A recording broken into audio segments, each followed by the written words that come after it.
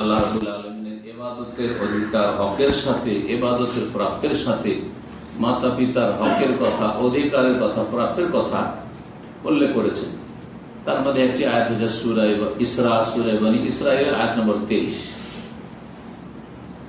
ওয়াকাযা রাব্বুকা আল্লা তা'বুদু ইল্লা ইয়্যাহু ওয়া বিল ওয়ালিদাইনি ইহসানা।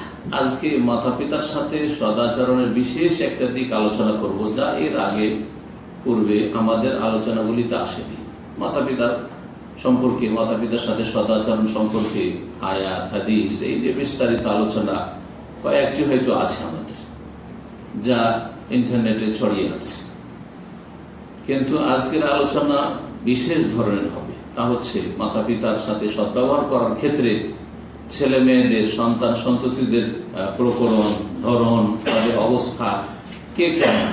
যেহেতু আমরা সকলেই কারো না কারো সন্তান, সুতরাং আমরা কোন অবস্থায় আছি, আমাদের অবস্থান কোথায়, আমাদের আচরণটা মাতা পিতার সাথে কোন কোয়ালিটি, এই বিষয়টি বিশেষ করে আজকে তুলে ধরব, যেটা অত্যন্ত গুরুত্বপূর্ণ নিজেকে ওজন করার জন্য, যে আমি কোন ওজনের লোক, আমি কোন ওজনের সন্তান। আর আজকের আলোচনার উদ্দেশ্য হচ্ছে বিশেষ করে অনেক জায়গা থেকে, এখানে স্থানীয় আশেপাশে যারা পরিবার নিয়ে থাকে, বাইরে যারা দেশ বিদেশে থাকে, বিভিন্ন দেশে যারা থাকে, তাদের ছেলে মেয়েদের যে সমস্যা মাতা পিতার সাথে, অথবা যারা এখানে প্রবাসী কর্মজীবনে আছেন, কাজ করছেন, তাদের সাথে মাতা পিতার অনেক সময় সমস্যাগুলি হয়ে থাকে। এই বিভিন্ন দিক থেকে এই বিষয়ে আলোচনার জন্য অনেক সময় বলা হয়, যাতে করে তারা উপকৃত হতে পারে, ছেলেমেয়েরা মাতা পিতার হকের ক্ষেত্রে উপকৃত হতে পারে এবং নিজেদের সংশোধন করতে পারে। আল্লাহ রাব্বুল আলামিন যেন আমাদের সকলে সংশোধনের তৌফিক দান করেন। এবং আমাদের যে ভুল ভ্রান্তিগুলি আছে, আমরা কত ভুলে আছি, অথচ মনে করছি যে আমি তো অনেক ভালো কাজ করছি। অনেকে হয়তো এরকম ভেবে আছেন যে আমি তো মা বাবার সাথে ভালোই ব্যবহার করছি, হয়তো টাকা পয়সার ক্ষেত্রে যথেষ্ট টাকা পয়সা দিচ্ছেন, হ্যাঁ, আর্থিক সহযোগিতা, পাশে দাঁড়ানো, অথবা একসাথে আছেন, তাদের কষ্টের সময় তাদের পাশে দাঁড়াচ্ছেন, অথবা তাদের অসুস্থতার সময় আপনি ব্যতিব্যস্ত হয়ে যাচ্ছেন, তাদের চিকিৎসার জন্য আপনি যথেষ্ট অংশ রাখছেন ইত্যাদি, যার ফলে মনে করছেন যে আমি তো অনেক কিছুই করছি। অথবা আবার স্ত্রীকে আপনার মা বাবার কাছে একেবারে এমন ভাবে রেখে দিয়েছেন যে আমার মা বাবার খেদমতের জন্য যেন তুমি পয়দা হয়েছ, যার ফলে মনে করছেন যে আমি তো বিশাল বড় খেদমত করছি। কিন্তু বেশ কিছু দিক আছে, যে দিকে হয়তো আপনার বড় ধরনের ত্রুটি আছে মা বাবার হকের ক্ষেত্রে, যার ফলে এই কাজগুলি অনেকটা ভালো হইলেও অনেকটা একবারে সীমা লঙ্ঘন করলেও, ভালো করতে করতে বেশি বাড়াবাড়ি করে সীমা লঙ্ঘন করেও হয়তো আপনি গুনাহগার অনেক ক্ষেত্রে। এই বিষয়গুলি যাতে করে আজকের আলোচনাটা শুনলে বুঝতে পারে যে আমি অনেক কিছু করলেও অনেক ক্ষেত্রে আমার বড় ত্রুটি আছে, যার ফলে আমি মাতা পিতার ক্ষেত্রে গুনাহগার মানুষ। আল্লাহ যেন আমাদের সকলের সংশোধনের তৌফিক দান। কোরআনে কারিমে বেশ কিছু আয়াত রয়েছে মাতা পিতার সাথে সদ্ব্যবহারের ক্ষেত্রে। তার মধ্যে সূরা বনী ইসরাঈল আয়াত রয়েছে, সূরা লোকমান আয়াত রয়েছে, সূরা আহকাফে রয়েছে, সূরা আপনার নিসাতে রয়েছে আয়াত নম্বর 34, যাতে 10টি হকের কথা আল্লাহ বর্ণনা করেছেন। ওয়াবুদুল্লাহ ওয়া লা তুশরিকু বিহি শাইআন ওয়া বিল ওয়ালিদাইনি ইহসানা। এইভাবে আল্লাহ রাব্বুল আলামিনের ইবাদতের সাথে, তাওহীদের সাথে এবং শিরক মুক্ত হওয়ার বিষয়টির সাথেই আল্লাহ মাতা পিতার সাথে সদ্ব্যবহারের কথা উল্লেখ করেছেন। এছাড়াও আরো কোরআনে কারিমে রয়েছে, যেদিকে শুধু ইঙ্গিত করলাম। আজকে বেশি আয়াত পেশ করব না, কিন্তু আমাদের অবস্থা এবং সন্তান সন্ততি যারা, তারা কি ধরনের এবং কোন অবস্থায় রয়েছে, কখন সে নেক সৎ, কখন সে সদাচরণকারী সদ্ব্যবহারকারী মাতা পিতার সাথে, আর কখন সে খারাপ ব্যবহারকারী মাতা পিতার সাথে, এই বিষয়গুলি যাতে করে আমরা বুঝতে পারি। মহান আল্লাহ ইরশাদ করছেন, একটি শুধু আয়াত এখানে বলি, ওয়াকাযা রাব্বুকা, হে নবী মুহাম্মদ সাল্লাল্লাহু আলাইহি ওয়াসাল্লাম তোমার প্রতিপালক, হে মুসলিম তোমার রব, তোমার আল্লাহ, তোমার সৃষ্টিকর্তা, তোমার পালনকর্তা চূড়ান্ত ফয়সালা করেছেন, নির্দেশ দান করেছেন। আল্লাহর চূড়ান্ত নির্দেশ, আল্লাহ তা'বুদু ইল্লা ইয়্যাহু, তার ছাড়া কারো ইবাদত করবে না। আল্লাহ ছাড়া কারো ইবাদত বন্দী করবে না। ইবাদতের ক্ষেত্রে তাওহীদ প্রতিষ্ঠাই হচ্ছে দিনের মূল। এক আল্লাহর ইবাদত হয় না, আল্লাহর জমিনে দুর্গা দরগার ইবাদত হচ্ছে, তাতে কষ্ট লাগে না। অন্য কোনো বিষয়ে আপনাকে কষ্ট লাগছে, দেশে মদ কেন, জুয়া কেন, আর দেশে ঘুষ কেন, আর বেশ্যাখানা কেন, এগুলি কাবিরা গুনাহ নিঃসন্দেহে, কিন্তু তাতে আপনাকে পেরেশান করে ছাড়ে যে এইসব অপরাধ কেন দেশে হচ্ছে, এইসব দুর্নীতি কেন হচ্ছে, এইসব সামাজিক অন্যায় কেন হচ্ছে, অপরাধ কেন হচ্ছে। কিন্তু শিরকের ক্ষেত্রে আপনার টনক পড়ে না, তাহলে আপনার ঈমানের ত্রুটি আছে, ইসলামের জ্ঞানের ক্ষেত্রে আপনার ত্রুটি আছে, ইসলাম বুঝেননি। এখন ইসলাম বুঝতে হবে।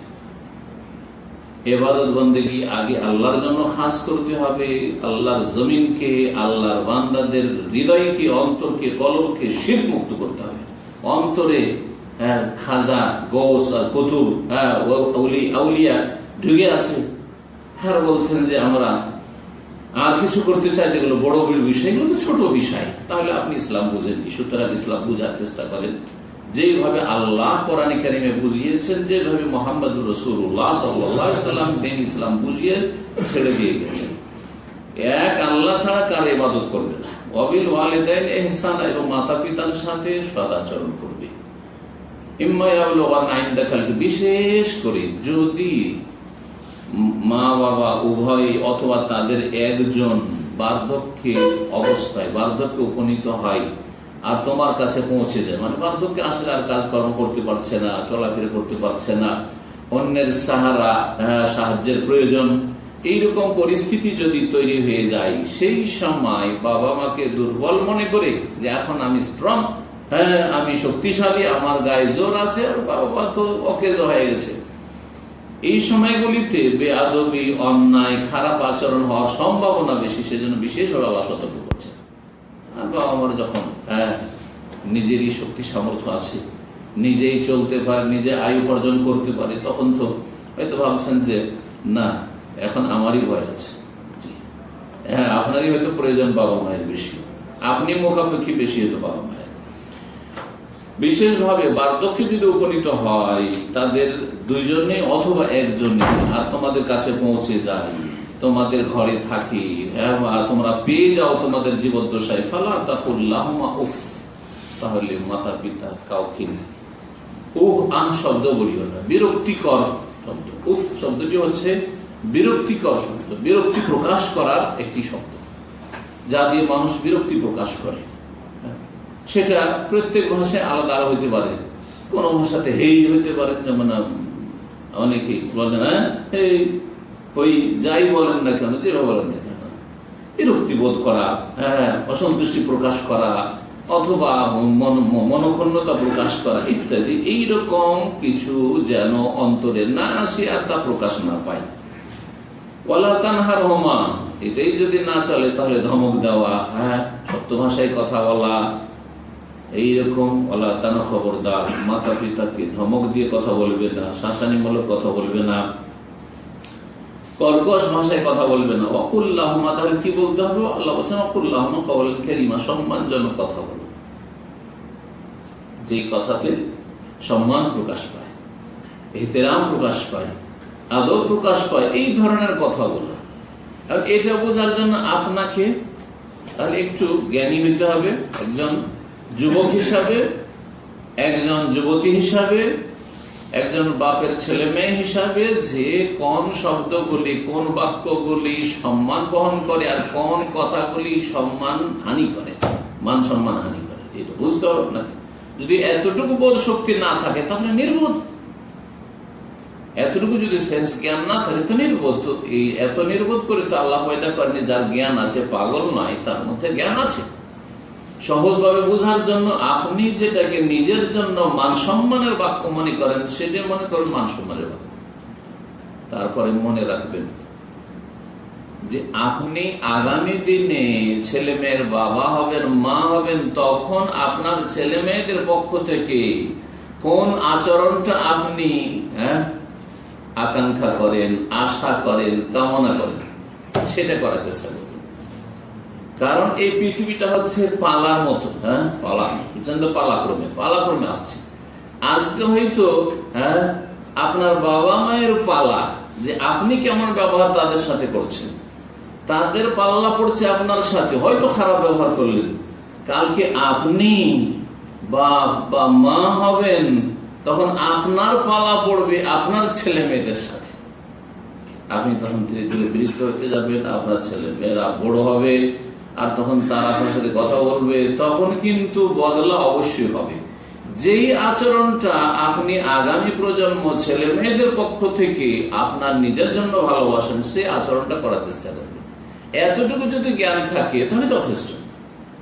কারণ দুনিয়ার ক্ষেত্রে আমরা চালাক, জান্নাতের কথা বললে হয়তো ওইদিকে আগ্রহ যায় না, যে বাপ মা সন্তুষ্ট থাকলে জান্নাত বরাদ্দ। জাহান্নামের ভয় দেখালে হয়তো ভয় পয়দা হয় না, কারণ পর্দা শয়তান এই এমন পর্দা ফেলে দিচ্ছে এই চোখের সামনে যে ওগুলোতে কোনো কিছু হয় না অধিকাংশ মানুষের। দুনিয়ার ক্ষেত্রে তো খুব সজাগ, দুনিয়াতে যথেষ্ট বুঝেন।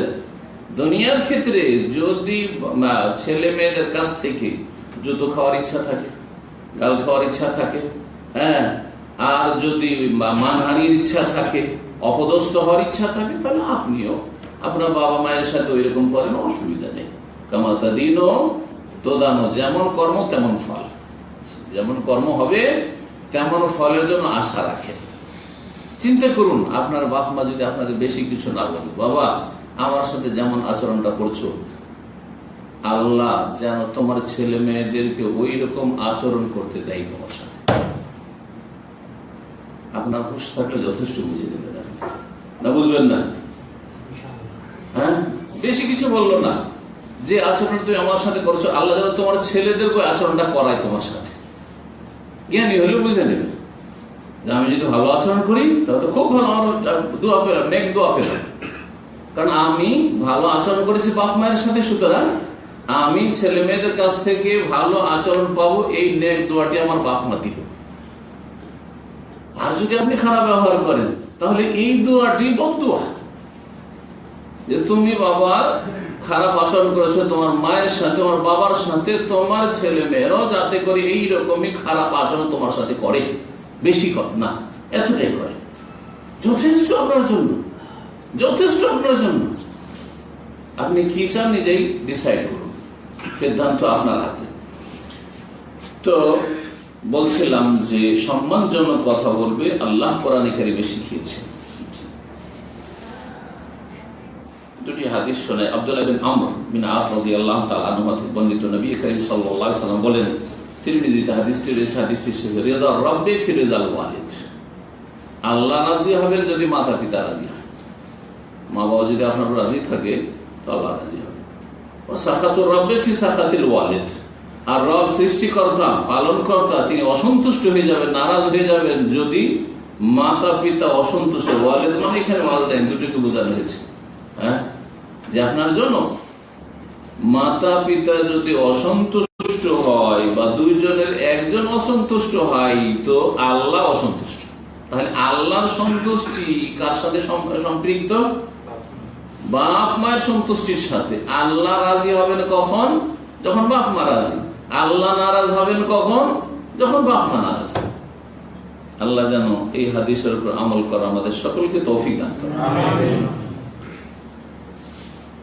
নবী মুহাম্মদ রাসূলুল্লাহ সাল্লাল্লাহু আলাইহি ওয়াসাল্লামের আরেকটি হাদিস রয়েছে সুনান নাসাঈতে, সেই হাদিসটিও সহিহ। আল্লামা আলবানী হাদিসটিকে সহিহুল জামি'র 7676 নম্বর হাদিস তাতে সহিহ বলেছেন।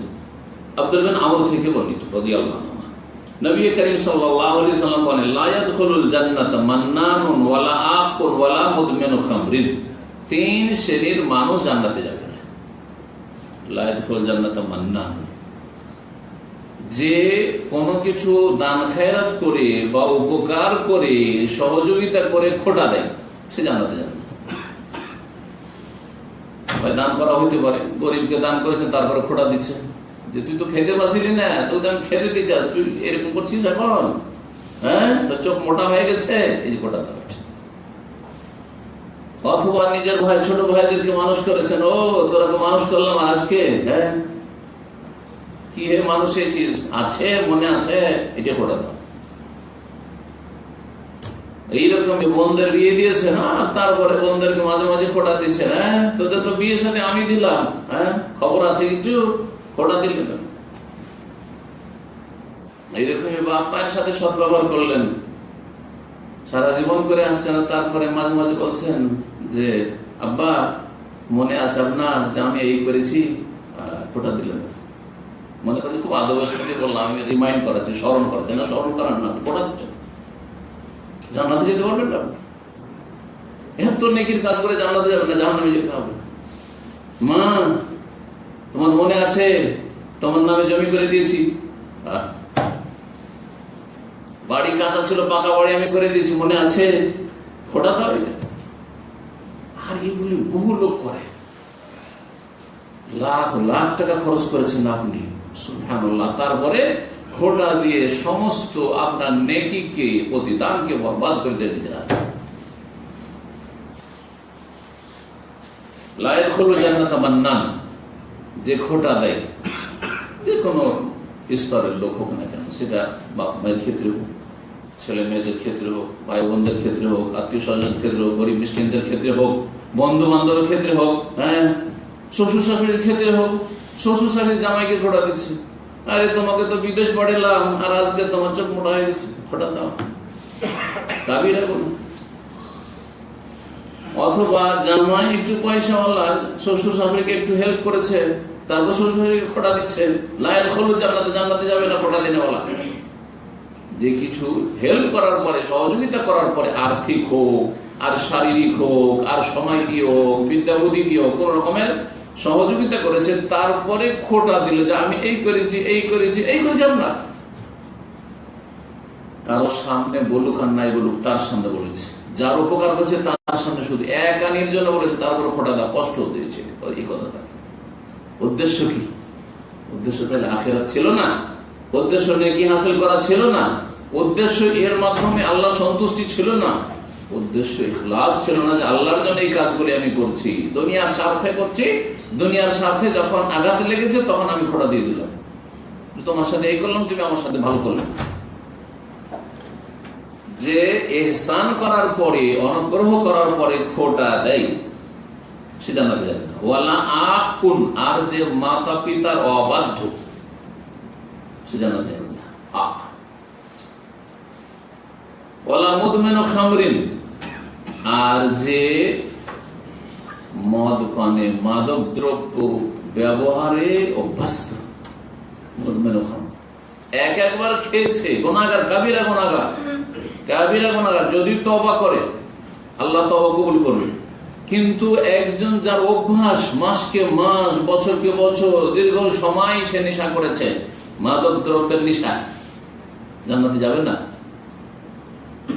আর এইরকম লোকের তওবার সাধারণত তৌফিক হয় না। মানুষ যখন কন্টিনিউ গুনাহ করতে থাকে, গুনাহ চলছে মাসের পর মাস, বছরের পর বছর, কয়েক বছর গুনাহ চলতে আছে, তখন সাধারণত এইরকম অসৎ লোকদেরকে আল্লাহ তওবার তৌফিক দেন না, ফিরে আসার সুযোগ সুবিধা দেন না, পাপের অবস্থায় তাদের মওত হয়, যার ফলে এরা জান্নাতে যাবে না। আর যদি মতের আগে তওবা নসিব হয়ে যায়, কে জানে তওবা নসিব হবে কিনা, হঠাৎ করে হয়তো আকস্মিক মত আসলো, হঠাৎ মারা গেল, তওবার সুযোগই পেল না, নিয়োগ করেছিল তওবা করবো, সুযোগই পেল।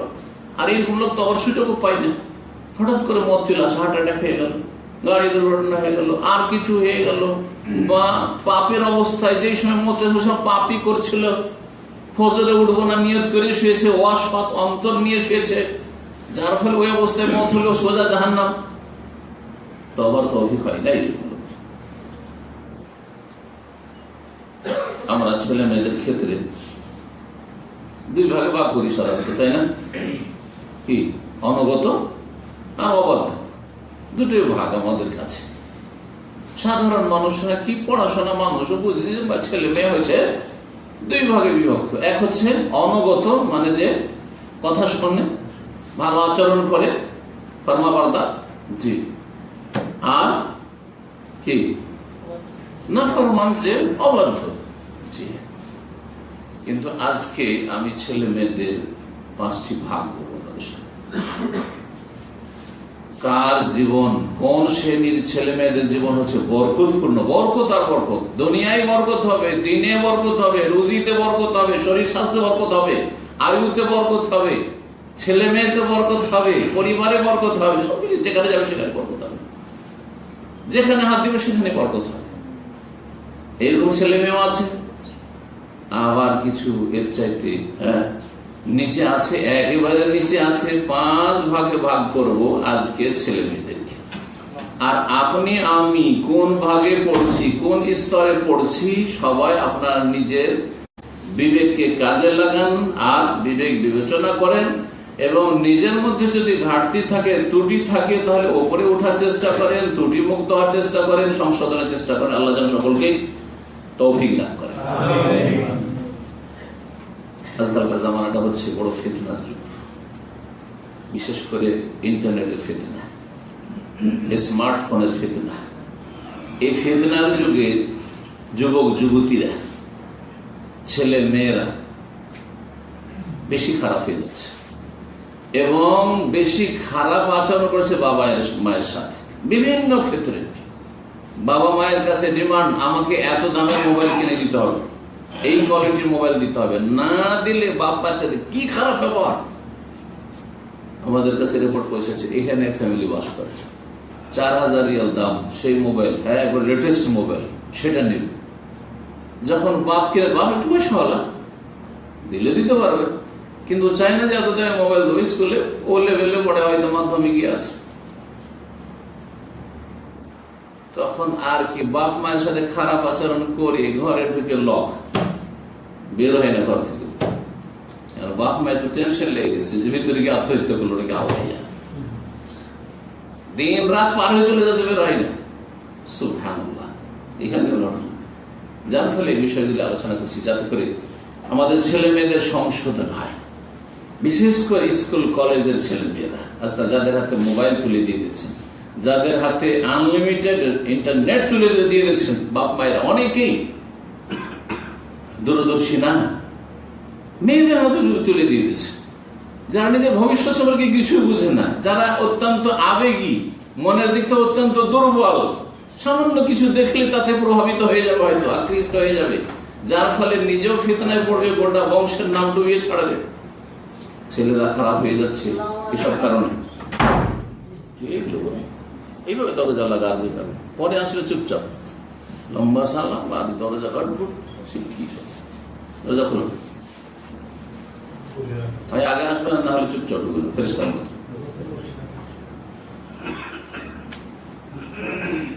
8টা থেকে 9টা, এর মাঝখানে আসা দরকার না। আমি অত লোক চাই না, আমি কিছু সলিড লোক চাই। 8টা থেকে 9টার মধ্যে আলোচনা হবে, এর মধ্যে আসতে হবে, শুরুতে আসতে হবে। আর 8:30 আসবেন, শেষখানে একটু আসবেন তাবারুকের জন্য। আমি তাবারুক করা লোক চাই, কথা বোঝা গেছে না?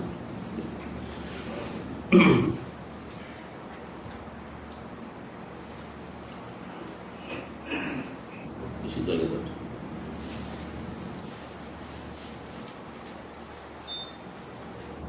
দেরি হয়ে গেছে কোনো কাজে, আসতে করে ঢুকে যা, চুপচাপ, অসুবিধা নেই, আমার ডিস্টার্ব হচ্ছে। নতুন বা পুরাতন কথা হচ্ছে যে আসতে করে ঢুকবো। নতুন কি জান না যে ঘট করে আওয়াজটা করতে হবে না, এখানে আলোচনা চলছে, এটার বিবেক নেই। নতুন হলে নতুন মানে কি এটা জানে না যে এত জোরে সালাম দেবো যে আমার সালাম সবাই শুনবে, আলোচনা বাদ দিয়ে। Common sense.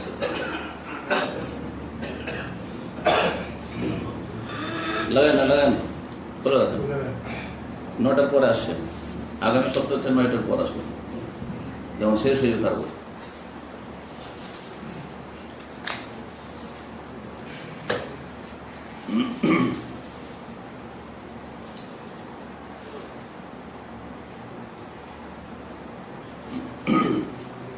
বলছিলাম যে ছেলে মেয়েদের প্রকরণ, কোয়ালিটি, 5 রকমের ছেলে মেয়ে আছে। 1 নম্বর, এমন ছেলে মেয়ে যারা বাপ মা কোনো কিছু হুকুম করলে, আদেশ করলে অমান্য করে, পালন করে না, গড়িমসি করে হোক অথবা সরাসরি অস্বীকার করে হোক, কি করে? বাপ মায়ের কথা অমান্য করে, পালন করে না, অথচ বাপ মা জায়েজ কথা বলছে। মনে রাখবেন, যদি বাপ মা কোনো নাজায়েজ কথা বলে তাহলে বাপ মায়ের কথা পালন করা হারাম। সূরা লোকমান এই বিষয়টি আল্লাহ কোরআনে কারীমে বর্ণনা করেছেন, কোন হাদিসের কথা নয়। ওয়াইন জাহাদাকা, বাপ মা যদি তোমার ক্ষেত্রে প্রচেষ্টা চালায়,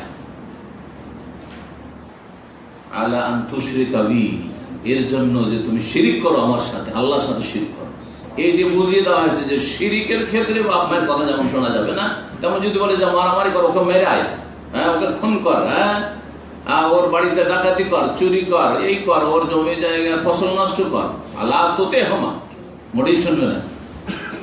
চল মিলাদে নিয়ে চল, বিদাত কর, এই সেই, হ্যাঁ তোর মা মারা গেছে, মায়ের নামে খাবার ব্যবস্থা কর, হ্যাঁ চল্লিশা কর, কোরআন খানি করে বক্সা, তোর মাকে জান্নাত পাঠাইতে হবে, আল্লাহ তোতে হমা, কথা শুনিও না। তুই স্কুল কলেজ এখন লেখাপড়া করছিস, তুই রাত 12টা 1টায় শুয়েছিস, ফজরে উঠতে হবে না? রমজান মাসে তোকে ক্লাস করতে হচ্ছে, স্কুলে যেতে হচ্ছে, স্কুল কলেজ থেকে আসতে হচ্ছে, তো রোজা রাখলে কষ্ট হয়ে যাবে, তোর রোজা রাখতে হবে না?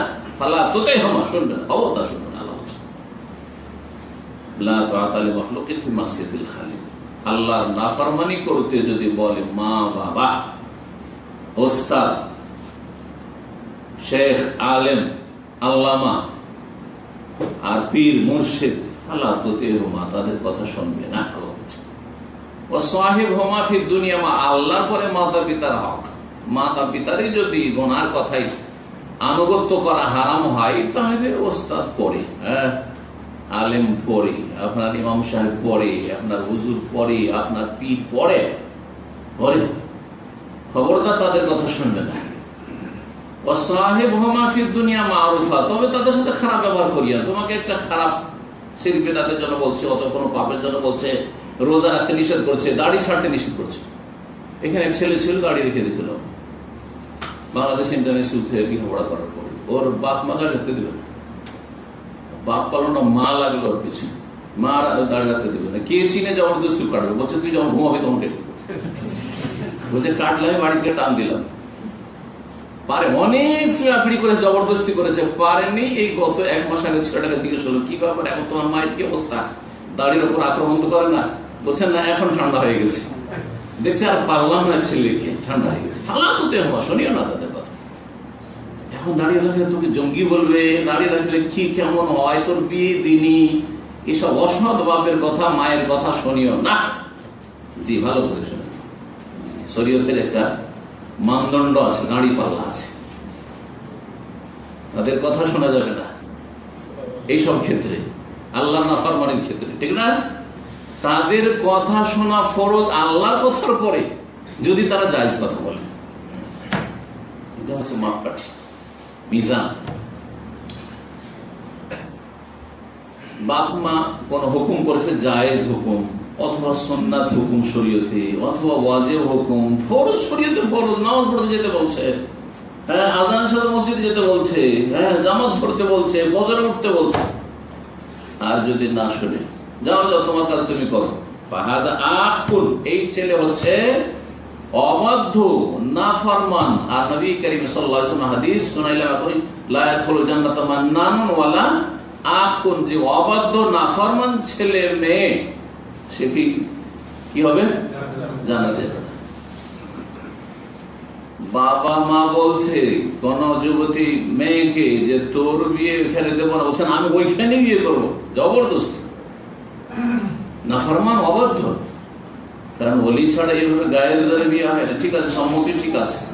আবার বাবা মায়ের জন্য জায়েজ নয় যে জবরদস্তি করে কোনো জায়গাতে বিয়ে দেবে, সেটাও জায়েজ নাই।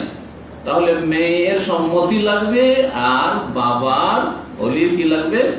স্বীকৃতি, অনুমোদন লাগবে।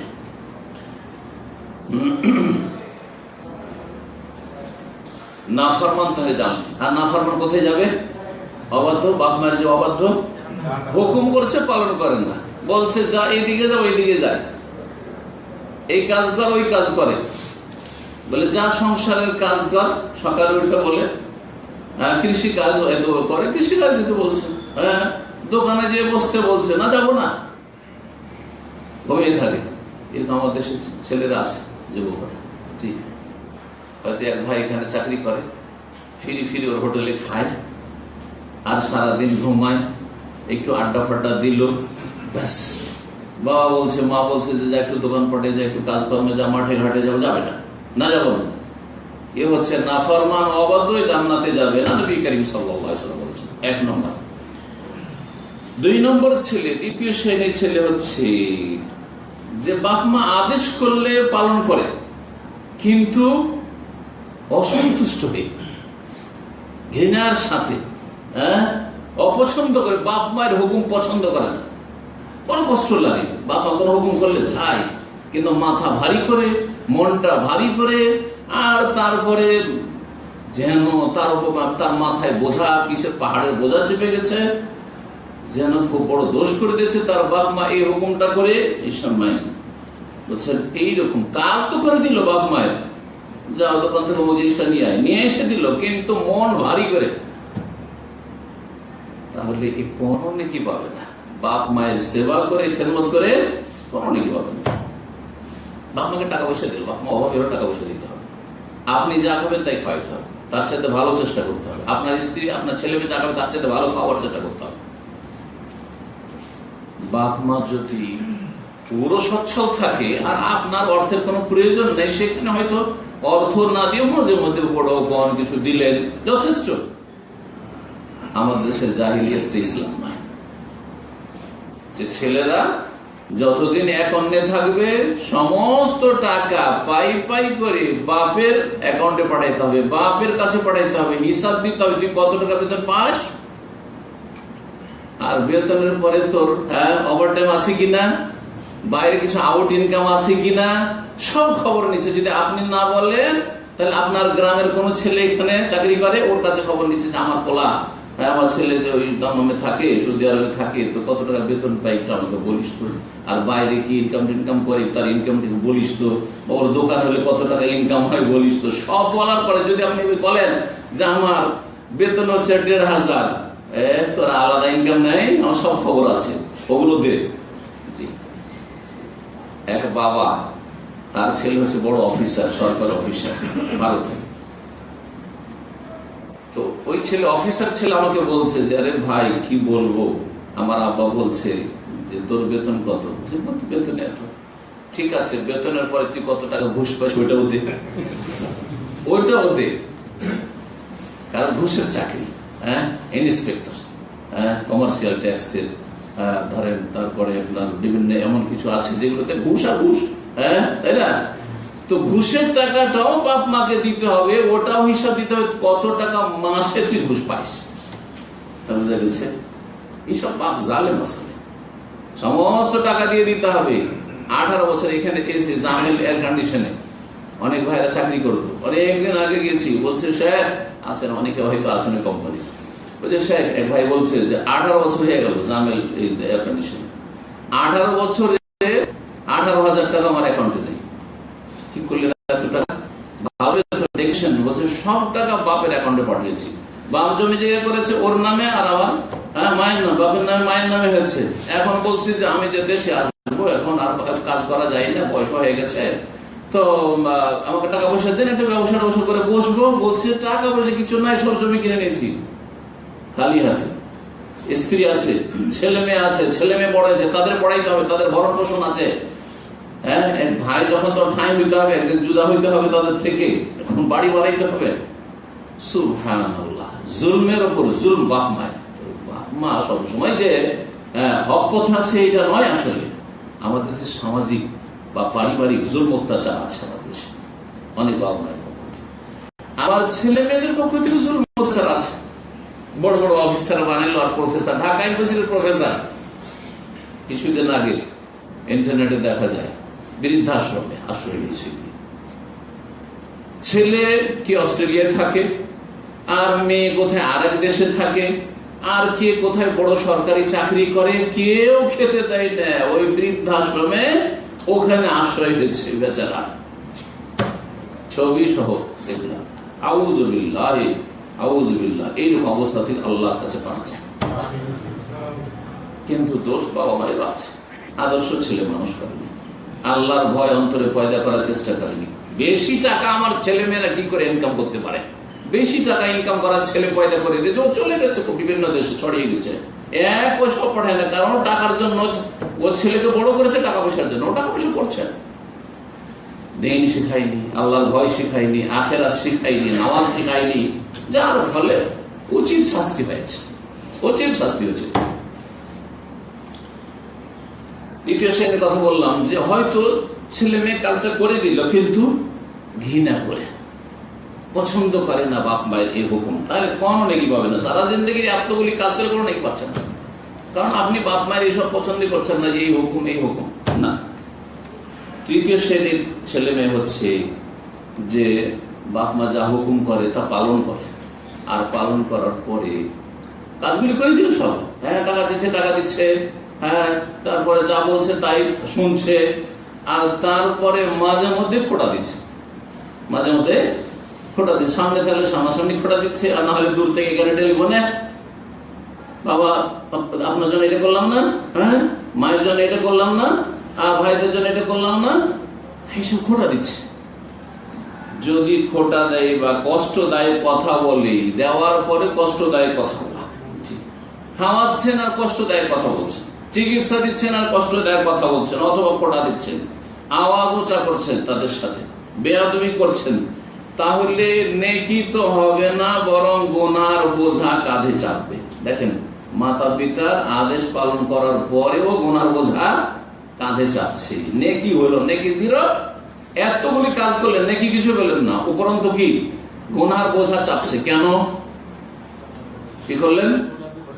খোটা দিলেন, কষ্ট দিলেন, হ্যাঁ তারপরে ভাষার দ্বারা কষ্ট, চালচলন দ্বারা কষ্ট, বিভিন্ন ভাবে কষ্ট দিলেন। সেই জন্য সূরা বাকারা আয়াত নম্বর 262 থেকে 264-তে এই খোটা দেওয়ার বিষয়টি আর কারো উপকার করার পরে কষ্ট দেওয়ার বিষয়টি বিস্তারিত উল্লেখ করা হয়েছে। আল্লাহ রাব্বুল আলামিন ওই আয়াতগুলিতে বলছেন যে যারা দান খায়রাত করে, সাহায্য সহযোগিতা করে, পরকে, তাহলে বাপ মায়ের ক্ষেত্রে তো চিন্তা করেন কতটা আপনাকে সজাগ হইতে হবে। পরকে দান খায়রাত করলে সাথে করে গরিব মিসকিন, সুম্মা লা ইউতবিউনা মা আনফাকু মান্না ওয়ালা আযা, তারপরে খরচ খরচা করার পরে যা খরচ খরচা করলো তার উপরে না খোটা দিল না কষ্ট দিল, তাহলে এদের জন্য উত্তম বদলা রয়েছে। ফালা খাউফুন আলাইহিম ওয়া লা হুম ইয়াহজানুন, তাদের কোনো ভয় নেই, চিন্তা নেই, আল্লাহর কাছে উত্তম বদলা পাবে। তারপরে আল্লাহ বলছেন যে দেখো, দান খেরাতও করলে, বাপ মায়ের উপকারও করলে, আর ভাইদেরকে মানুষ করে দিলে, ছোট ভাইদেরকে বোনদের বিবাহ শাদী দিলে, মেলা কিছু পারিবারিক কাজ করলে, বাড়ি ঘরও বানিয়ে দিলে, বাপ মাকে অনেক উপকার করলে, কিন্তু তার সাথে খোটা দিলে, এর চাইতে ভালো হিসাব না করে কওলুম মারুফুন ওয়া মাগফিরাতুন খায়রুম মিন সাদাকা, ভালো একটু ভালো ভাষা দিয়ে বাপ মায়ের সাথে একটু কথা বলতে, টাকা পয়সা নাই দিতে, কওলুম মারুফ ওয়া মাগফিরা, আর কেউ ভুল করে দিলে ক্ষমা করতে, এটা খায়রুম মিন সাদাকা, এমন দান চাইতে উত্তম ছিল যে ইয়াতবাউ আযা, যার পরে কষ্ট দেয়। তারপর আল্লাহ বলছেন ইয়া আইয়ুহাল্লাযীনা আমানু লা তুবতিলু সাদাকাত বিল মান্নি ওয়াল আযা, তোমরা তোমাদের দান খায়রাত, সাহায্য সহযোগিতা, আমার সাথে ভালো আচরণকে ধ্বংস করে দিও না, নষ্ট করে দিও না, বিল মান্নি ওয়াল আযা, খোটা দিয়ে এবং কষ্ট দিয়ে। কাল্লাযী ইউনফিকু মালাহু রিআন নাস ওয়া লা ইউমিনু বিল্লাহি ওয়াল ইয়াউমিল আখির, ওই কাফেরদের মতো, এটা কাফেরদের চরিত্র, যারা আল্লাহ পরকালে বিশ্বাস রাখে না, কিছু দান খায়রাত করে, কিন্তু তারপরে কি করে, যেহেতু কুফরি করে সেই জন্য তাদের আখিরাতে কোনো কাজে আসবে না, এইসব দান খায়রাত কোনো কাজে আসবে না। ওই রকম তোমাদের অবস্থা হয়ে যাবে দান খায়রাত। তারপর আল্লাহ বলছেন ফামাসালুহু কামাসালি সাফওয়ান, ফামাসালুহু কামাসালি সাফওয়ান, যারা ভালো আচরণ করলো, ভালো ব্যবহার করলো বাপ মায়ের সাথে বা অন্যদের সাথে, তারপরে খোটা দিল, এদের দান খায়রাত বা খরচ খরচা করা, এই যে টাকা পয়সা মাসের মাস দিচ্ছেন কিন্তু আপনি খোটাও দিচ্ছেন, এইরকম যদি চরিত্র আপনার থাকে, এইরকম সন্তান হন, যারা চাকরি করছেন আর মাসের মাস টাকা দিচ্ছেন, আজকে খোটাও দিচ্ছেন বাপ মাকে, তো আপনার দানের বা আপনার সহযোগিতার উদাহরণ হচ্ছে একটা পাথরের মতো, এমন পাথর পরিষ্কার পরিচ্ছন্ন, আলাইহি তুরাবুন, সেই পাথরের ওপর কিছু মাটি আছে, দেখতে পাচ্ছেন মাটি আছে, ধুলোবালি পড়ে আছে। আবেদন, তারপরে মুষলধারে বৃষ্টি হলো। পাথরের উপর যদি ধুলো থাকে, একবারে সমতল পাথর, পরিষ্কার পাথর, একবার বরাবর এই টেবিলের মতো, উঁচা নিচাও না, যে কোনো জায়গায় গিয়ে বাদ বেঁধে যাবে, সেখানে পানি হইলেও সেই ময়লা বা ধুলোগুলো বয়ে পড়বে না, এরকম নয়, বরং একবারে সমতল পাথর। আর পাথরের ধুলোবালি ছিল, আর তার মুষলধারে বৃষ্টি হলো। বৃষ্টির পরে কি ধুলোগুলি খুঁজে পাওয়া যাবে? এমন হয়েছে বৃষ্টি হওয়ার পরে যে একবারে সাফ হয়ে গেছে, পরিষ্কার হয়ে গেছে, ধুলোবালি কিছুই নেই। ওই রকমই আপনার জীবনের এত খরচ খরচা বাপ মায়ের জন্য করলেন, ভাই বোনদের জন্য করলেন, নিজের পরিবারের জন্য, সংসারের জন্য করলেন, কার চিকিৎসা, কার বিবাহ শাদী, কত কি করলেন, কিন্তু তার সাথে খোটা দেওয়া, তারপরে কষ্ট দেওয়ার কারণে কি হয়ে গেছে, ওই পাথরের উপর মাটি ছিল সব নিশ্চিহ্ন হয়ে গেছে, সাফ হয়ে গেছে একবার। ওই রকমই আপনার নেকি সব সাফ, কিছুই নেই, দান খেরাতের পরিণাম জিরো, কিচ্ছু নেই।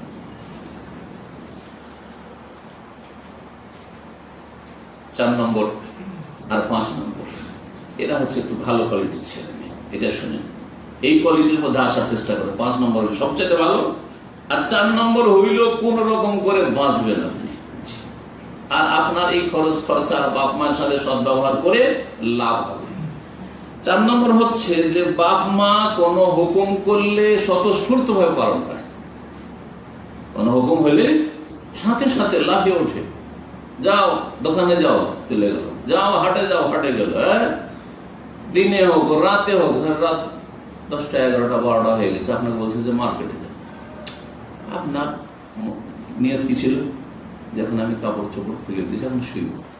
মনের উল্টা কিনা, এই সময়টা বাইরে যাওয়া না, আপনাকে যেতে হচ্ছে, স্বতঃস্ফূর্ত ভাবে বেরিয়ে গেলেন।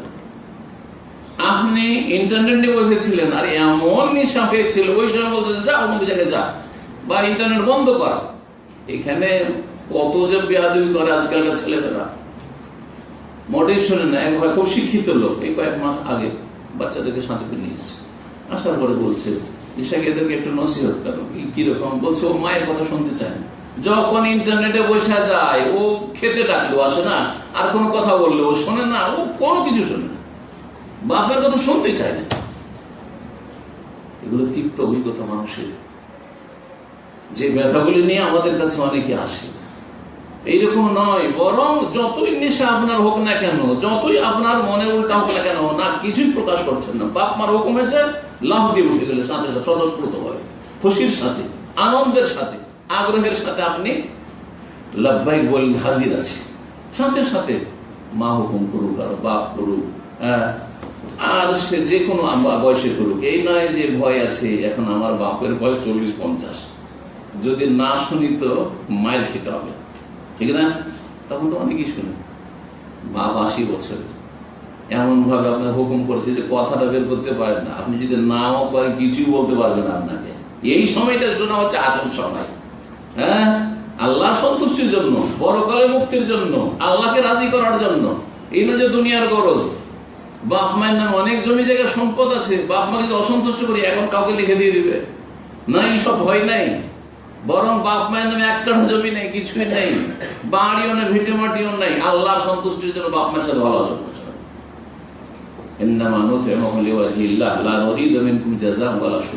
এটা হচ্ছে আসল ঈমান, এটা হচ্ছে আসল তাকওয়া, এটা হচ্ছে আসল বিরুল ওয়ালিদাইন, বাপ মায়ের সাথে সদ্ব্যবহার।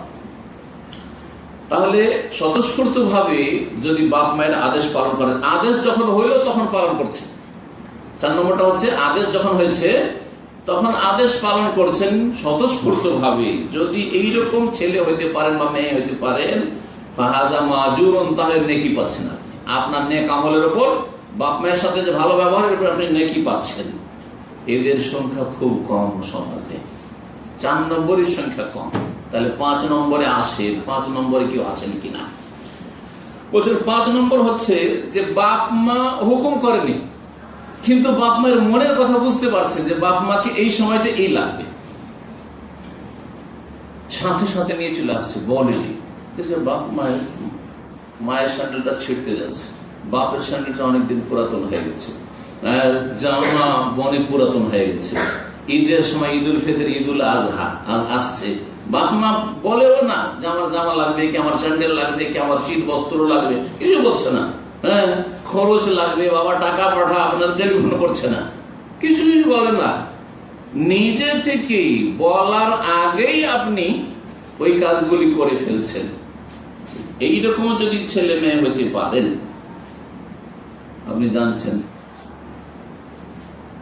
সংসারের কাজ নেন আপনি, মায়ের সহযোগিতার ক্ষেত্রে আজকালকার মেয়েদের 22 বছর 25 বছর বয়স হয়ে যায়, মায়ের কিচেনের পাকঘরের একটা কাজ করে না, শিখেও না, কিছু শিখে না। কখন শিখে বলছে শ্বশুর বাড়ি গিয়ে শিখে, আর শ্বশুর বাড়ি গিয়ে ধাক্কা খাবে, গাল খাবে, আর অপমান হবে, আর কারো কত কত কত রকম কথা শুনবে।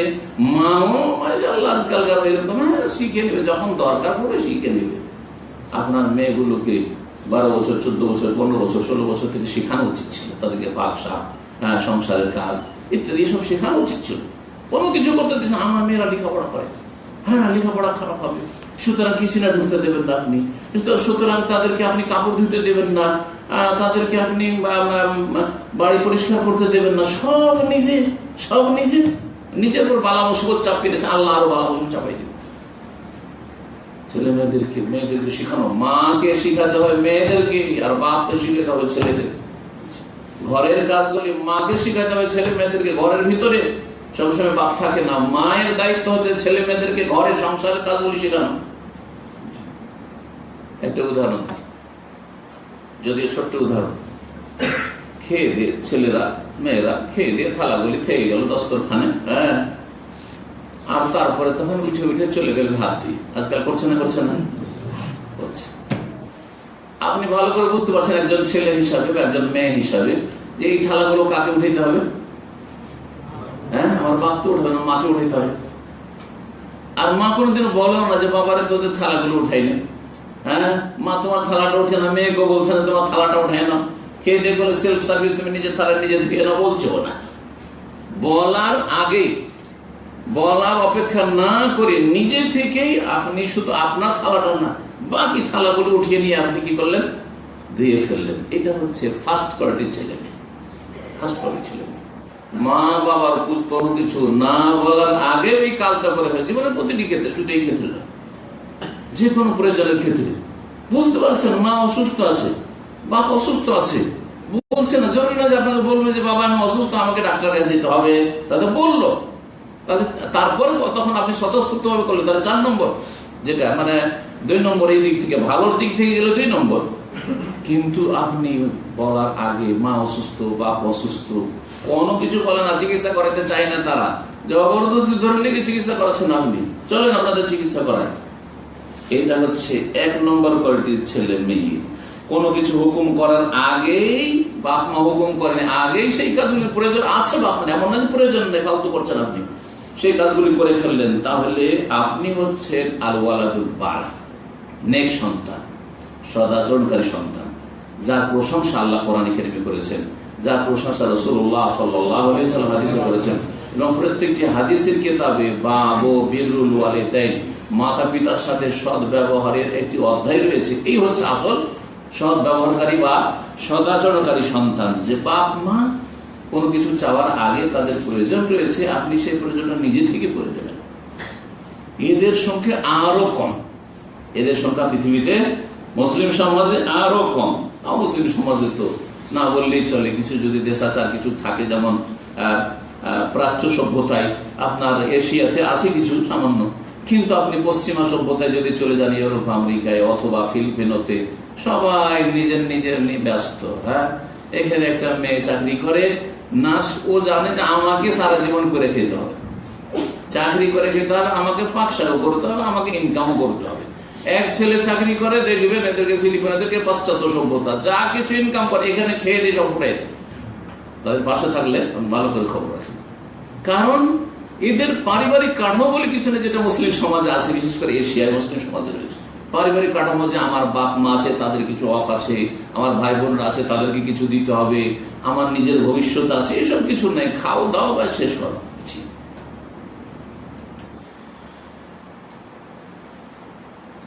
এই যে 5 প্রকারের ছেলে মেয়েদের কথা বললাম, শেষ দিকে যে 2 প্রকার বললাম, বলুন তো কার কথা বললাম? হ্যাঁ, ওপর দিক থেকে যদি সবচেয়ে ভালো ছেলে, সবচেয়ে ভালো মেয়ে কাকে বলবেন? বাপ মা কোনো কিছু হুকুম করার আগে, চাওয়ার আগে, তলব করার আগে জানছে যে এগুলো দরকার, সুতরাং নিজে থেকে করে ফেললো। জানছে বাড়িখান ময়লা হয়ে আছে, বলবে যে বাড়িটা ঠিক কর, সাফ কর, নাকি না ওই অপেক্ষায় থাকিয়েন না, নিজে দিয়ে সাফ করে ফেললাম। আর 2 নম্বর হচ্ছে বাপ মা কেউ হুকুম করেছে, আর হুকুম করার সাথে সাথেই স্বতঃস্ফূর্ত ভাবে সেই কাজটা করে দিল। এটা হচ্ছে 2 নম্বর ভালোর দিক থেকে।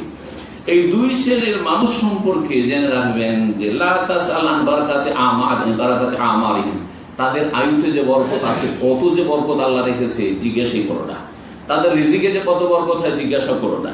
তাদের অন্তর যে কত প্রশস্ত, মনে একটা উদারতা, মনে একটা শান্তি, আমি আমার বাপকে রাজি করতে পেরেছি, আমার মাকে রাজি করতে পেরেছি, আমার বাপ মা না বলার আগে এই কাজগুলি করেছি, বা বাপ মা বলার সাথে এই কাজটা আমি করে দিতে পারলাম, মনটা আমার মায়ের খুশি হয়ে গেছে। এই যে অন্তরে একটা কি হয়, শান্তি আসে। মানুষ যখন ভালো কাজ করে তখন প্রাকৃতিক একটা মনে শান্তি লাভ করে, যেটা সৎকর্মশীলরা বুঝতে পারে, অসৎ লোক বুঝতে পারে। এবং তাদের সমস্ত কাজ সহজ হয়ে যায়। যেখানে মুশকিল সেখানে আসামি। দেখছেন যে আমার দরজা লক হতে যাচ্ছে, বালা মুসিবত আসছে না, বালা মুসিবত আসবে না, বিপদ আপদ দূর হয়ে যাবে। জীবনে অনেক বালা মুসিবত আসে, কিন্তু বালা মুসিবত দূর হয়ে যায়, এর পিছনে কারণ আছে, এমনিতে নয়। নিশ্চয়ই আপনার কোনো ভালো আমল এই বালা মুসিবত থেকে আপনার নাজাত দিয়েছে। সেটা হয় বাপের সাথে, অথবা মায়ের সাথে, অথবা ভাই বেরাদরের সাথে, অথবা দিনের ক্ষেত্রে, অথবা আল্লাহর সাথে কোনো একটা ভালো সম্পর্ক আছে, ভালো কাজ করেছেন যেটা আল্লাহকে খুব পছন্দ হয়েছে, সুতরাং আল্লাহ আপনাকে বালা মুসিবত থেকে মুক্ত করেছেন অথবা মুক্ত রেখেছেন। বলে রাখবেন এইরকমই ছেলে মেয়েদের জীবনে বরকত নিয়ে আসবে। সুতরাং মনে রাখবেন যে সদ্ব্যবহার এই নয় যে শুধু আমাদের দেশে বিদাতীদের সমাজ যদি নেওয়া হয় তাহলে কদমবুসি করার নাম শুধু বাপ মায়ের সাথে সদ্ব্যবহার নয়। বাপের মায়ের সাথে যখন দেখা হইলো, বাপের সাথে যখন দেখা হইলো কি করলো, কদমবুসি করলো, বিশাল কাজ করে দিয়েছে। আরবদের মধ্যে যখন বাপ মায়ের সাথে দেখা হইলো, সবার সাথে সালাম মোসা করছে, আর বাপের মায়ের কপাল এবং মাথায় চুমা দিচ্ছে, বিশাল ব্যাপার না। এর চাইতে বড় কাজ হচ্ছে যেটা বললাম, যে কোয়ালিটি গুলো বললাম, ওইটা মাথায় চুমা দেন আর নাই দেন, আর হাতে চুমা দেন আর নাই দেন, আর পায়ে চুমা দেন, এত ঝুঁকে চুমা দেওয়া হইতে বিদাতি কাজ। এইসব না করে যেইভাবে বললাম ওইভাবে করেন, যাতে করে আপনি সত্যি সৎকর্মশীল আর নেক আর সদাচরণকারী সন্তান হতে পারেন। আল্লাহ যেন আমাদের তৌফিক দান করেন। মনে রাখবেন যে সদ্ব্যবহার হচ্ছে যে বাপের মনে কি আছে, মায়ের মনে কি আছে, এই সময়টা কি চায়, কি প্রয়োজন হতে পারে, সেটা করা। বুঝতে পারেন আমি জানছি যে এই সময় আমার বাবা অথবা মা বাইরে থেকে আসছে, রুমটা গরম হয়ে আছে, এসির দেশ, আগে থেকে এসিটা চালিয়ে রাখলে, কমন সেন্স নেই তাই না? আগে থেকে চালিয়ে রাখলে, আসার পরে বাপ আসছে, এই রুম গরমে আছে, মা আসছে, রুম গরমে আছে, কি বিরক্তি বোধ করলো, তোর একটা এসিটাও চালিয়ে রাখতে পারিস না। হ্যাঁ, অথবা ধরেন কয়েকদিন বন্ধ আছে, যার ফলে রুমে গন্ধ হয়ে যাচ্ছে, বাড়িতে গন্ধ হয়ে যাচ্ছে, জানালাগুলো খুলে দিলেন, দরজাগুলো খুলে দিলেন, গন্ধটা দূরে গেল। হ্যাঁ, তো এক কথাই বুঝতে হবে যে এখন এই সময়গুলিতে আমার মায়ের অথবা আবার কি প্রয়োজন হতে পারে, সেগুলি তাদের কাছ থেকে অর্ডারের অপেক্ষা না করে নিজে থেকে করার চেষ্টা করা, এগুলো হচ্ছে আসলে সদ্ব্যবহার। এবং দেখতে হবে যে কোন কাজে কি রকম আমি চললে এতে আমার মা বাবা খুশি হবে, ওই দিকে আপনি কি করবেন, অগ্রগামী হবেন, সেই কাজে আপনি দ্রুতগামী হবেন, আগে বাড়ার চেষ্টা করবেন। আর যাতে দেখবেন যে এইরকম যদি আমি আচরণ করি তো বাপ মাকে কষ্ট হবে, বা দুইজনে একজনকে কষ্ট হবে, তাহলে ওই সব কাজ থেকে বেঁচে থাকবেন, যেন জীবনে আপনার কাছ থেকে ওই আচরণ না থাকে। যেমন আপনাকে বলি, যে কোনো বাপ মা ছেলে মেয়েরা যদি রাতে বিলম্ব করে বাড়িতে ফিরে, 10টা 11টা হয়ে যাচ্ছে, আসেই না বাড়ি, তাহলে বাপ মাকে ভালো লাগবে না কষ্ট লাগবে? তাহলে কষ্ট দিয়েন না, আগে থেকে আপনি কষ্ট দিয়েন না। ঠিক ওই রকমই রাত্রে বাপ মা বলে দিয়েছে তুমি রাত 10টা 11টা ঘুমিয়ে যাও, রাত 12টা 1টা হয়ে যাচ্ছে, আপনি লুকিয়ে লুকিয়ে আপনি ইন্টারনেটে কম্পিউটারে বসে আছেন। হ্যাঁ, ভালো লাগবে না খারাপ লাগবে? খারাপ লাগবে। বাপ মাকে না বলে যেখানে সেখানে চলে যাচ্ছেন, বাপ মা টেনশনে পড়বে না পড়বে না? টেনশনে পড়লে ভালো লাগবে, মজা লাগবে না খারাপ লাগবে? এরকম কাজ করিয়েন না। জি, বুঝতে পারছেন যে এই সময়টা যদি বাপ মাকে কোনো কিছু এনে দিতে পারি তাহলে খুব খুশি হবে। এই জিনিসটা আনতে পারলে খুব খুশি হবে। আপনি ছুটে যাচ্ছেন আর জানছেন যে আমার বাবা কি চায়, আমার মা কি চায়, এই জিনিসটা যদি আমি নিয়ে যেতে পারি গিফট হিসাবে খুব খুশি হয়ে যাবে, না বলার আগে নিয়ে চলে যাবে। সেটা বড় কিছু না, 1 কাপ চা দিয়ে হইতে পারে। ওই জানছেন সকালবেলা মা উঠেছে, বাবা উঠেছে, আর এই সময়টা নাস্তার সময় একটা মেয়ে চট করে 1 কাপ চা বানিয়ে মায়ের সামনে নিয়ে হাজির করে দিল, বাবার সামনে নিয়ে গিয়ে হাজির করে দিল। জানছে যে এই সময় সাধারণত আমার বাপ মা কি করে, চা পান করে, বিকেল বেলা আসর বেলা চা পান করে, নিজে থেকে চা বানিয়ে দিয়ে দিল। কথা ছোট, কিন্তু এতে বাপ মা কত খুশি হবে যে না বলেও আমার জন্য চা বানিয়ে নিয়ে চলে খুশি হবে কি হবে না? আপনি যেমন বাপ মা হবে তখন ভালো করে বুঝতে পারেন। এইরকম উদাহরণগুলি মনে রাখবেন। মনে রাখবেন যে আপনার বাপ মাকে যেসব বিষয়ে কষ্ট দেয় সেগুলি করবেন না। যেসব বিষয়ে যদি দেখেন যে আপনি রাত জেগে জেগে বসে থাকছেন তাতে কষ্ট হচ্ছে বাপ মায়ের, রাত জাগবেন না আপনি। এইরকমই মনে রাখবেন যে বাপ মায়ের প্রয়োজন, লাখ লাখ টাকার প্রয়োজন, তাহলে লাখ লাখ টাকা দিতে আপনি দ্বিধাগ্রস্ত হবেন। এত টাকা দিয়ে দেবো, আমার বাবার চিকিৎসায় 5 লাখ টাকা লাগবে, আর এত টাকা আমার ছেলে মেয়ে নেই, আমার সংসার নেই, অথচ আপনার দেওয়ার মধ্যে ক্যাপাসিটি আছে, দেন। সেটা মিলিয়ন মিলিয়ন হোক না কেন, কোনো সময় চিন্তা করবেন না। মনে রাখবেন যে তাদের প্রয়োজন আছে, দিতে হবে। প্রয়োজন থাকলে, বিনা প্রয়োজন আবার না। আমি যে একটু আগে বললাম যে বাপ মা সব টাকা দখল করে নিচ্ছে, এটা কখন? প্রয়োজন নেই, বাপ মার সংসার চলছে, তারপরে আপনার পুরো টাকা চাই, এইটা আপত্তিকর জিনিস। এতে হচ্ছে কি, বাপ মা বেশি নিয়ে নিল আর অন্যকে বঞ্চিত করলেন, আর জুলুম করাইল আপনাকে দিয়ে। কারণ জুলুম করলেন, হঠাৎ করে আপনি মারা গেলেন, আপনার স্ত্রী বিধবা হইল, জুলুম হইল না? হইল না? কিছু নেই আপনার, আপনার কাছ থেকে কিছু ভাগবে না, কারণ আপনার কাছে কিছু নেই। আপনি যা ইনকাম করছেন কোথায় চলে গেছে? আপনার বাবার কাছে। আপনার বাবা হচ্ছে আপনার স্ত্রীর শ্বশুর, শ্বশুরকে জমি জায়গা কিছুতে ভাগ পাবে না, সে কিছুই পাবে না, সে জিরো। হ্যাঁ, আপনার ভাইয়েরা আছে, সব টাকা পয়সা আপনার কাছ থেকে নিয়ে নিচ্ছে, যা কিছু ইনকাম করছেন আপনার বাবা মা নিয়ে নিচ্ছে। হঠাৎ করে মারা গেলেন, আপনার ছেলেরা এখন আছে সব ইয়েতিম হয়ে, ছোট ছোট নাবালক নাবালিকা, আর আপনার ভাইয়েরা থাকার কারণে আপনার বাপের ধন সম্পদ থেকে কিছুই আপনার ছেলেরা পাবে না, নাতিরা পাবেন না, ঠিক না? বঞ্চিত হলো। কার দোষে বঞ্চিত হইল? আপনার দোষ, আপনার বাপের দোষে বঞ্চিত হলো।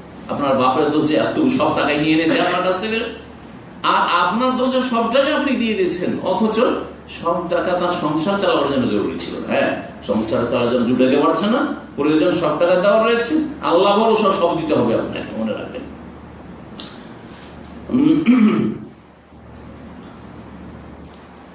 তারপরে মনে রাখবেন যে আমি আপনি যে দুনিয়াতে এসেছি, অর্থাৎ ছেলে মেয়েরা যে দুনিয়াতে এসছে, আমরা সকলে কারো না কারো ছেলে মেয়ে, আমরা যে দুনিয়াতে এসেছি, মা বাবা যে কত আমাদের জন্য রাত জেগেছে, কত যে কষ্ট করেছে, আর কত যে তাদের অনিদ্রা হয়েছে, আর কত যে মেহনত পরিশ্রম করেছে, আর কত যে মাথার ঘাম পায়ে পর্যন্ত বইয়ে দিয়েছে, করে নাই? আপনি তো মাশাআল্লাহ সৌদি আরবে এসিতে অফিসে চাকরি করছেন, আর মাসের মাস কিছু টাকা দিচ্ছেন, কিন্তু আপনার বাপ আপনার রুজির জন্য মাঠে চাষ করেছে সকাল থেকে নিয়ে বিকাল পর্যন্ত, করেছে না? করে না? সকালবেলা জোহর বা 1টা 2টা পর্যন্ত চাষাবাদ করার পরে বিকেলে আবার হাটে যেতে হয়েছে, তরি তরকারি কিনতে হবে, আপনার জন্য দুধ কিনতে হবে, আপনার জন্য এই করতে হবে, আবার ডাক্তার কানে, করে নাই? চিন্তা করেন আপনি, ওগুলো না করে যদি আপনাকে ছেড়ে দিতে তো ঘরে মরে সাফ হয়ে যেতেন, সৌদি আরব আসা তো দূরের কথা ছিল, হ্যাঁ, আপনার ইনকাম করা তো দূরের কথা ছিল। এই বিষয়গুলো চিন্তা করতে হবে।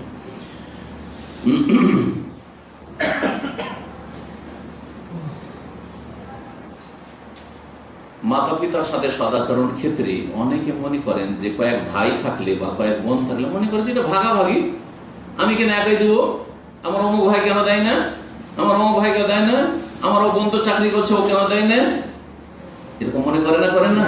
না, এটা কখনো মনে করবেন না যে আমরা 5 ভাই আছি, আমার বাবার চিকিৎসায় ধরেন 1 লাখ টাকা লাগবে, তাহলে 5 বিষম 6, তাহলে আমার ভাগে কতটা আসে?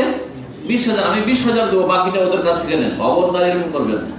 কে দিল কে না দিল এটা আমার এতটা হচ্ছে ভাগে, এইরকম যেন কোন রকমের মনে না থাকে। বরং মনে রাখবেন বরং এখানে প্রতিযোগিতা করেন যে আমার ভাইদের মধ্যে কে আগে জান্নাতে যেতে পারে, আমি আমার ভাইদের আগে জান্নাতে যাব। কিসের মাধ্যমে? মাতা পিতার সাথে সদ্ব্যবহার মাধ্যমে। ওরা করুক না করুক আমি করবো, কেউ করলো করলো না হলে আমি আছি। আপনি বাপ মাকে সব সময় নিশ্চিত করে রাখেন, বলে রাখেন, জানিয়ে দেন যে কেউ দিক আর না দিক আমি আছি, সব সময় প্রস্তুত আছি। জি, কি লাগবে শুধু আমাকে একটু ইঙ্গিত করবেন।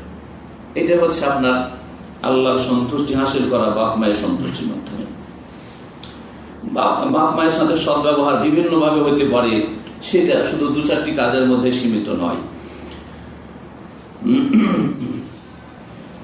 মনে রাখবেন যে বাপ মা এমন মর্যাদা তাদেরকে দেওয়া হয়েছে, আল্লাহ রাব্বুল আলামিন দিয়েছেন যে দুনিয়া থেকে চলে যাওয়ার পরেও তাদের সাথে ভালো ব্যবহারের রাস্তা রয়েছে। এই মর্মে একটি হাদিস রয়েছে আবু দাউদে, সেই হাদিসের শোনা আবু ওসাইদ থেকে বর্ণিত। একজন লোক আসলো বনু সালমান, এসে বলে ইয়া রাসূলুল্লাহ হাল বাকি মিন বিররি আবাওয়াইয়া শাইউন আবাররাহুমা বিহি বাদা মাউতিহিমা। আমার মাতা পিতা মারা গেছে, তাদের ইন্তেকালের পরে তাদের সাথে সদাচরণ কোনো রাস্তা আছে যে তাদের সাথে ভালো ব্যবহার করব, যদিও দুনিয়া থেকে তারা চলে গেছে? নবী কারীম সাল্লাল্লাহু আলাইহি ওয়াসাল্লাম বললেন না, হ্যাঁ আছে। দুনিয়া থেকে মারা যাওয়ার পরে বাপ মায়ের সাথে ভালো ব্যবহার করতে। অনেকে আছেন যে বাপ মায়ের সাথে হয়তো ভালো ব্যবহার করতে পারেননি, বা তখন টাকা পয়সা ছিল না, বাপ মায়ের সাথে কোনো কিছু করতে, এমন কিছু উপকার করতে পারেন না, এখন ইন্তেকালের পরে না, হ্যাঁ করতে পারেন। কি? আসসালাতু আলাইহিমা, বাপ মায়ের জন্য দোয়া করা, দোয়া করেন তাদের রুহের মাগফিরাতের জন্য, তার জান্নাতের জন্য। ওয়াল ইস্তিগফারু লাহুমা, তাদের জন্য ক্ষমা প্রার্থনা, আল্লাহ আমার বাপ মাকে মাফ করে দাও, ক্ষমা করে দাও। ওয়াইনফাজু আহাদিহিমা, তারা যদি কারোর সাথে কোনো চুক্তি করে গিয়ে থাকে, কোনো যদি প্রতিশ্রুতি করে থাকে, অথবা কেউ কার কোনো পাওনা দাওনা থেকে গিয়ে থাকে, সেগুলি আপনি পরিশোধ করেন। ইমবাদিনা ওয়াসিলাতুল রাহিমি আল্লাতী লা তুসারু ইল্লা বিহিমা, আর বাপ মায়ের কারণে বাপ মায়ের সাথে সংশ্লিষ্ট আত্মীয়দের সাথে সদাচরণ করা। যেমন বাপের মাধ্যমেই সম্পর্ক হচ্ছে চাচার সাথে, তাই না? বাপকে যদি সরি দেন তাহলে চাচা আবার কে, তাই না?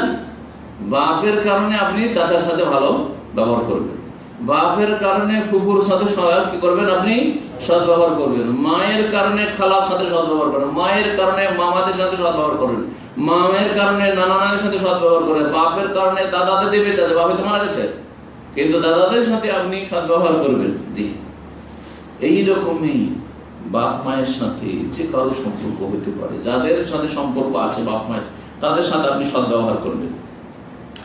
আর কি ওয়াইকরামু সাদিক, এমনকি যদি বাপ মায়ের বন্ধু মহল থাকে, আপনার মায়ের কাছে এসে কোনো একটা গ্রামের বুড়ি বসতো, আপনার মা মারা যাওয়ার পরে আর আপনার বাড়িতে ওই মহিলা চড়তে পারে না, বুড়ি মানুষটা এসে বসে গল্প করতো, আপনি যান, আর ওই বুড়ি মহিলা কেউ না, আপনার আত্মীয় না, কেউ না, কিন্তু আপনার মা খুব ভালোবাসতো, আপনার মায়ের মাকেও সেও ভালোবাসতো, সুতরাং তার সাথে সদ্ব্যবহার করেন, তার উপকার করেন, তার অর্থের প্রয়োজনে কিছু অর্থ দেন ইত্যাদি।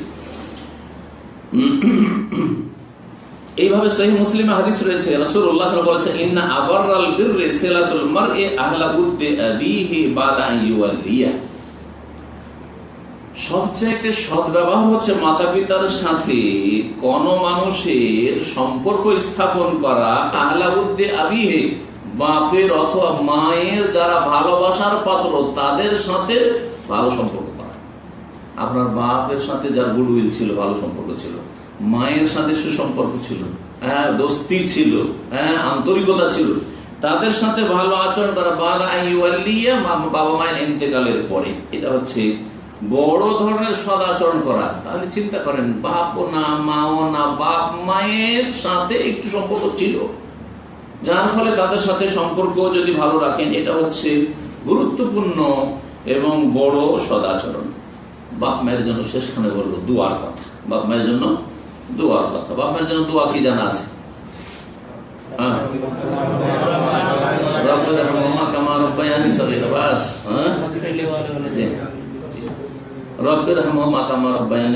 কোরআনে আল্লাহ দোয়া শেষ করে বনি ইসরাইল যে আয়াত নম্বর 23 বললাম, আর তারপরে আল্লাহ রাব্বুল আলামিন ওয়াকফিদ লাহুমা জানাহা যুল্লি মিনার রাহমা ওয়া কুর রাব্বিরহামহুমা কামা রাব্বায়ানি সগীরা, রব্বিরহামহুমা, হে আল্লাহ, হে আমার রব, মাতা পিতার উপর তুমি দয়া করো, আমার মা বাবার উপর তুমি দয়া করো, রহম করো, কামা রাব্বায়ানি সগীরা, যেমন আমাকে শৈশবে মাতা পিতা প্রতিপালন করেছে।